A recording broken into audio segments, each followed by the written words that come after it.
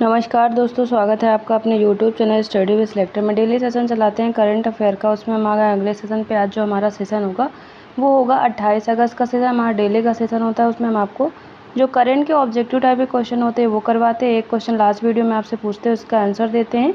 एक question daily आपसे पूछते हैं जिसका आंसर आपको हमें कमेंट बॉक्स में देना होता है। डेली का सेशन होता है। आज जो नया सेशन होगा वो होगा 28 अगस्त का सेशन। तो आज का सेशन शुरू करने से पहले आप लोगों से अपील है, आपने अभी तक हमारे चैनल स्टडी विद सिलेक्टर को सब्सक्राइब नहीं किया तो प्लीज़ सब्सक्राइब कर लें। बेल आइकन जरूर प्रेस करें। सबसे पहले हमारे वीडियो का नोटिफिकेशन आप तक पहुंचता रहे। आपको हमारा वीडियो पसंद आए तो वीडियो को लाइक करें और दोस्तों तक जरूर शेयर करें। चलिए शुरू करते हैं आज का सेशन। देखते हैं पहला क्वेश्चन क्या कह रहा है।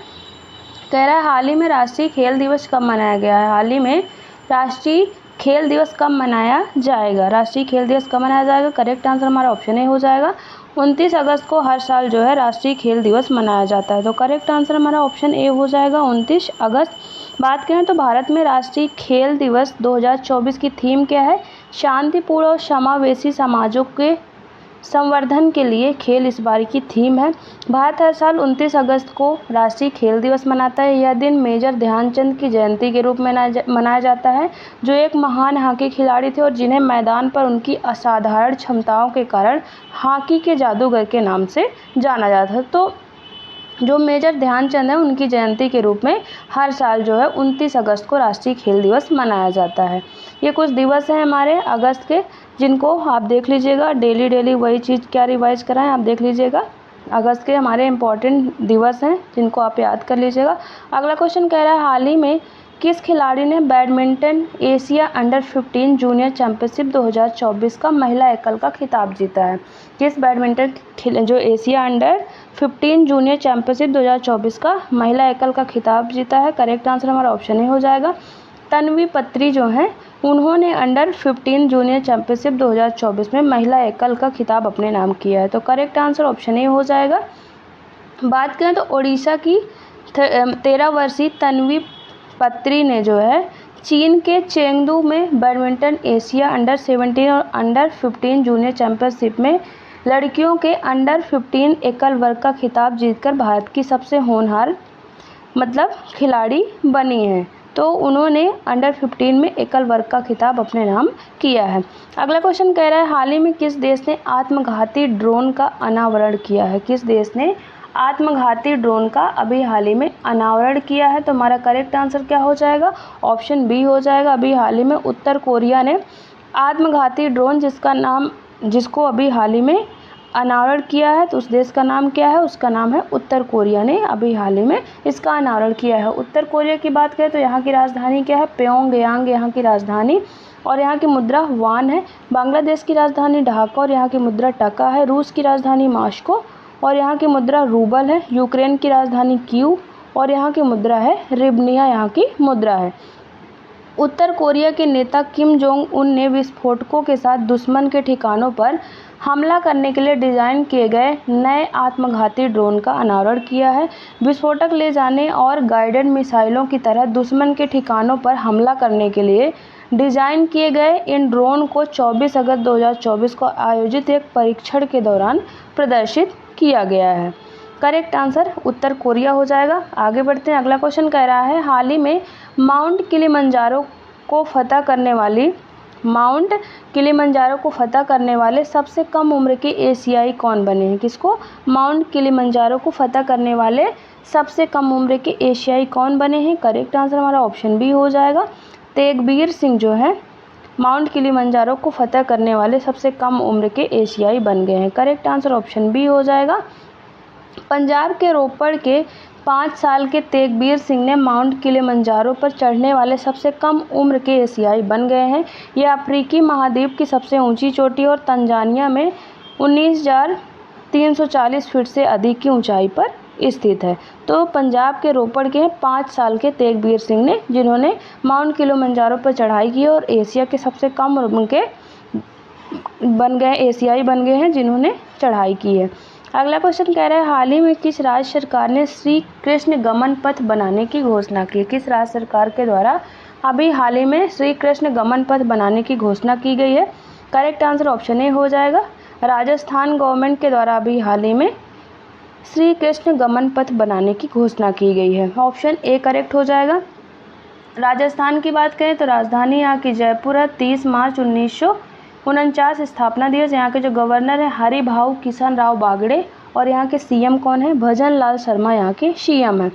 भगवान कृष्ण की जन्म स्थली मथुरा से लेकर उनकी शिक्षा स्थली उज्जैन को धार्मिक सर्किट से जोड़ा जाएगा।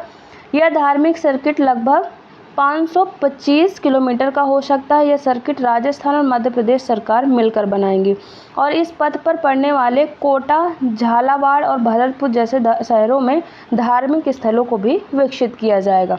अगला क्वेश्चन कह रहा है हाल ही में कहाँ पर आधिकारिक तौर पर मिथुन की उपस्थिति दर्ज की गई है? कहाँ पर आधिकारिक तौर पर मिथुन की उपस्थिति दर्ज की गई है? करेक्ट आंसर हमारा ऑप्शन ए हो जाएगा। अभी हाल ही में असम में आधिकारिक तौर पर मिथुन की उपस्थिति दर्ज की गई है, तो करेक्ट आंसर ऑप्शन ए हो जाएगा। असम की बात करें तो राजधानी क्या है? दिसपुर राजधानी। स्थापना दिवस 26 जनवरी 1950। यहाँ के जो गवर्नर है लक्ष्मण प्रसाद आचार्य और यहाँ के सीएम कौन है? हेमंत बिश्व शर्मा यहाँ के सीएम का नाम है। भारत के पूर्वोत्तर क्षेत्र में पाई जाने वाली एक शानदार गो जाति प्रजाति मिथुन, जिसका वैज्ञानिक नाम है बोस फ्रंटलिस की असम में पहली बार पुष्टि की गई है। मिथुन, जिन्हें गयाल के नाम से भी जाना जाता है, अपने मांस, दूध और भार वहन करने की शक्ति के लिए बेस कीमती हैं।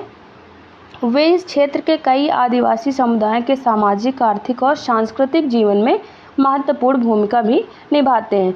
मिथुन की बात करें तो यह अरुणाचल प्रदेश और नागालैंड का राज्य पशु भी है। 2019 में आयोजित 20वीं पशुधन जनगणना के अनुसार मिथुन 4 राज्यों जिनमें अरुणाचल प्रदेश, मणिपुर, मिजोरम और नागालैंड में पाए जाते हैं और अभी हाल ही में असम में भी पुष्टि की गई है इनकी उपस्थिति की। आगे बढ़ते हैं। अगला क्वेश्चन कह रहा है हाल ही में केंद्र शासित प्रदेश लद्दाख में कितने नए जिले बनाने की घोषणा की गई है? सेंट्रल गवर्नमेंट के द्वारा केंद्र शासित प्रदेश लद्दाख में कितने नए जिले बनाने की घोषणा की गई है? करेक्ट आंसर ऑप्शन ए हो जाएगा। 5 नए जिले बनाने की घोषणा की गई है अभी हाल ही में लद्दाख में। करेक्ट आंसर ऑप्शन ए हो जाएगा। केंद्र सरकार ने लद्दाख में जास्कर, द्रास, शाम, नुब्रा और चांगथांग नामक 5 नए जिलों के गठन करने का निर्णय लिया है। फिलहाल बात करें तो फिलहाल लद्दाख में केवल 2 जिले हैं जिनका नाम है लेह और कारगिल, और भारत सरकार ने 2028 तक लद्दाख में 5 नए जिले बनाने की योजना बनाई है, तो इससे इनकी संख्या 2 से बढ़कर 7 हो जाएगी। और जो नए जिले बनाए जाएंगे 5, उनका नाम है जास्कर, द्रास, शाम, नुब्रा और चांगथांग।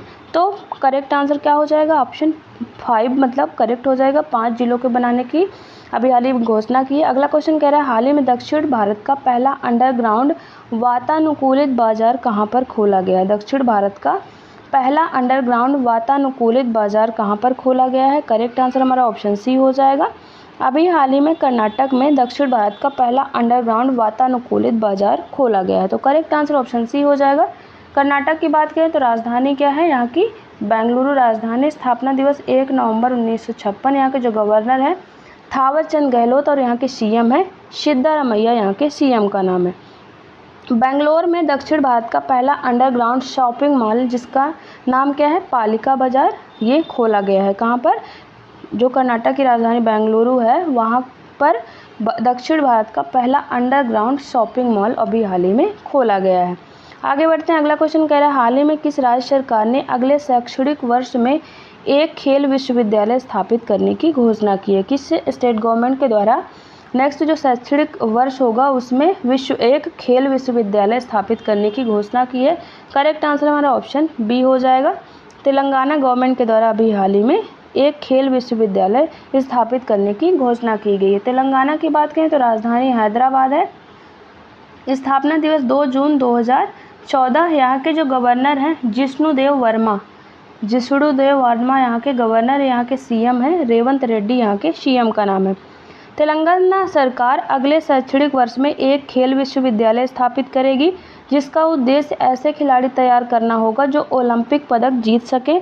खेल विश्वविद्यालय एथलीटों को प्रशिक्षित करने के लिए अंतर्राष्ट्रीय जो प्रशिक्षक होंगे उनकी सेवाएं भी लेगा और इसका उद्देश्य क्या होगा? ऐसे खिलाड़ियों को तैयार करना जो ओलंपिक में पदक जीत सकें। आगे देखते हैं। अगला क्वेश्चन कह रहा है हाल ही में जारी नाइट फ्रैंक के प्राइम ग्लोबल सिटीज इंडेक्स में कौन सा शहर शीर्ष पर रहा है? जो नाइट फ्रैंक की प्राइम ग्लोबल सिटीज इंडेक्स आया है उसमें कौन सा शहर शीर्ष पर रहा है, तो करेक्ट आंसर हमारा क्या हो जाएगा, ऑप्शन ए हो जाएगा। फिलीपींस की राजधानी जो मनीला है वो ग्लोबल सिटीज इंडेक्स में टॉप पर रही है, तो करेक्ट आंसर ऑप्शन ए हो जाएगा, मनीला। बात करें तो वैश्विक स्तर पर मनीला 26% की वृद्धि के साथ नाइट फ्रैंक के प्राइम ग्लोबल सिटीज इंडेक्स में शीर्ष पर है। मुंबई और नई दिल्ली में रियल एस्टेट की कीमतों में सालाना आधार पर क्रमशः 13% और 10.6% की वृद्धि दर्ज की गई है, जबकि बेंगलुरु में मामूली 3.7% की वृद्धि देखी गई है। नाइट फ्रैंक के प्राइम ग्लोबल सिटीज इंडेक्स में मुंबई को दूसरा स्थान प्राप्त हुआ है और पहले स्थान पे कौन है, मनीला जो है पहले स्थान पे है।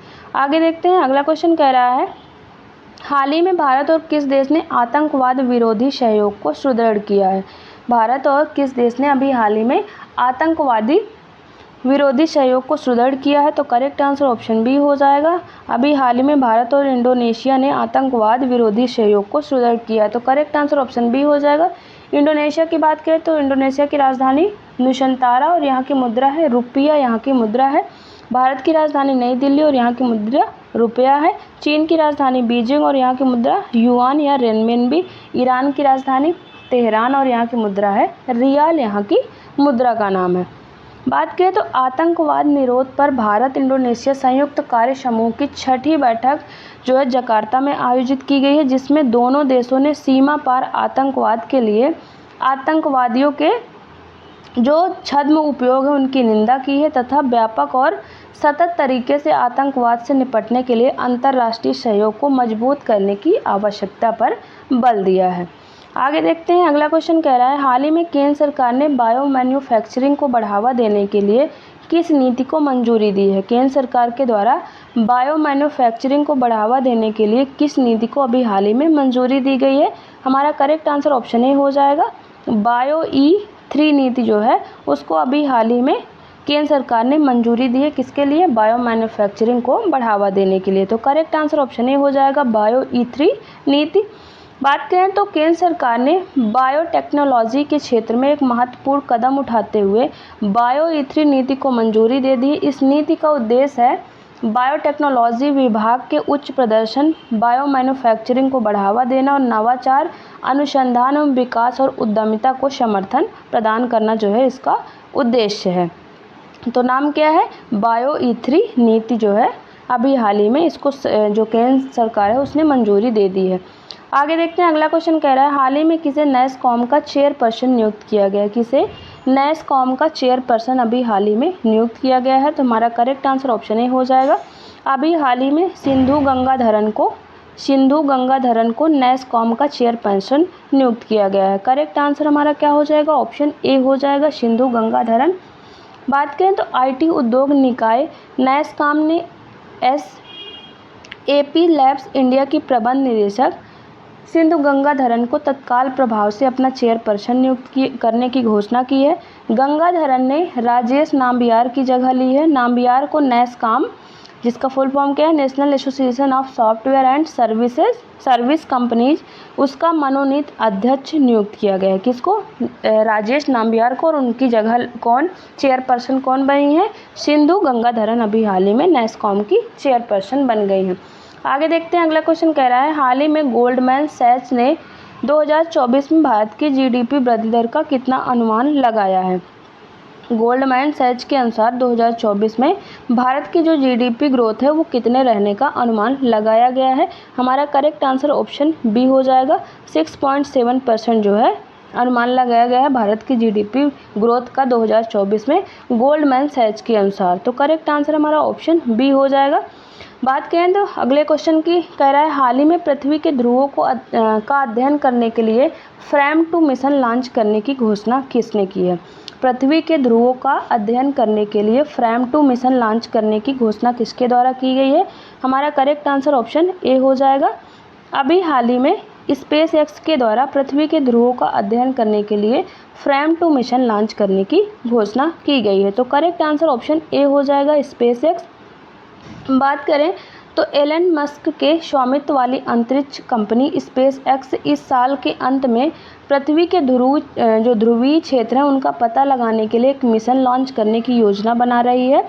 फ्रैम 2 नामक यह मिशन उड़ान भरने और कक्षा से पृथ्वी के ध्रुवीय क्षेत्र का पता लगाने वाला पहला मानव अंतरिक्ष उड़ान मिशन होगा। तो इस साल के अंत तक जो है जो स्पेस एक्स कंपनी है वो इसको लॉन्च करने की योजना बना रही है। इस तरह से जो हमारे ऑब्जेक्टिव टाइप के क्वेश्चन होते हैं वो ख़त्म होते हैं। अब एक क्वेश्चन डेली आपसे पूछते हैं जिसका आंसर आपको हमें कमेंट बॉक्स में देना होता है। क्वेश्चन कह रहा है, हाल ही में किस देश ने black hole finder app launch किया है? किस देश ने black hole finder app launch किया है? ऑप्शन है Denmark, option B Netherlands, option C Finland, option D Norway. तो इसका आंसर आप हमें कमेंट बॉक्स में ज़रूर दें। अब एक क्वेश्चन जो लास्ट वीडियो में आपसे पूछे थे उसका आंसर देख लेते हैं।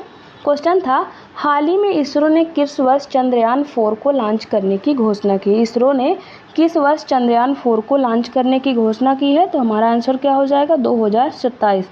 इसरो ने जो है 2027 में चंद्रयान 4 को लॉन्च करने की अभी हाल ही में घोषणा की है। तो 2027 इसका करेक्ट आंसर हो जाएगा। इस तरह से जो हमारा डेली का सेशन होता है वो ख़त्म होता है और डिस्क्रिप्शन में हमारे टेलीग्राम चैनल का लिंक दिया है, वहाँ से आप हमारे टेलीग्राम चैनल को जरूर ज्वाइन करें। वहाँ पर डेली सेशन चलाते हैं, उसकी PDF आपको एकदम फ्री में अवेलेबल रहेगी। साथ में सारे क्वेश्चन के आंसर भी रहते हैं जिससे आपको रिवीजन में आसानी होगी। तो आप हमारे टेलीग्राम चैनल को से ज़रूर जुड़ें और वहाँ पर डेली PDF प्राप्त करें जिससे आपको रिवीजन में बहुत आसानी होगी। और जाने से पहले आप लोगों से अपील है, यदि आपने अभी तक हमारे चैनल स्टडी विद सेक्टर को सब्सक्राइब नहीं किया तो प्लीज़ सब्सक्राइब कर ले, बेल आइकन जरूर प्रेस करें, सबसे पहले हमारे वीडियो का नोटिफिकेशन आप तक पहुँचता रहे। आपको हमारा वीडियो पसंद आए तो वीडियो को लाइक करें और अपने दोस्तों तक जरूर शेयर करते रहें। चलिए मिलते हैं आपसे नेक्स्ट वीडियो में, तब तक के लिए थैंक यू।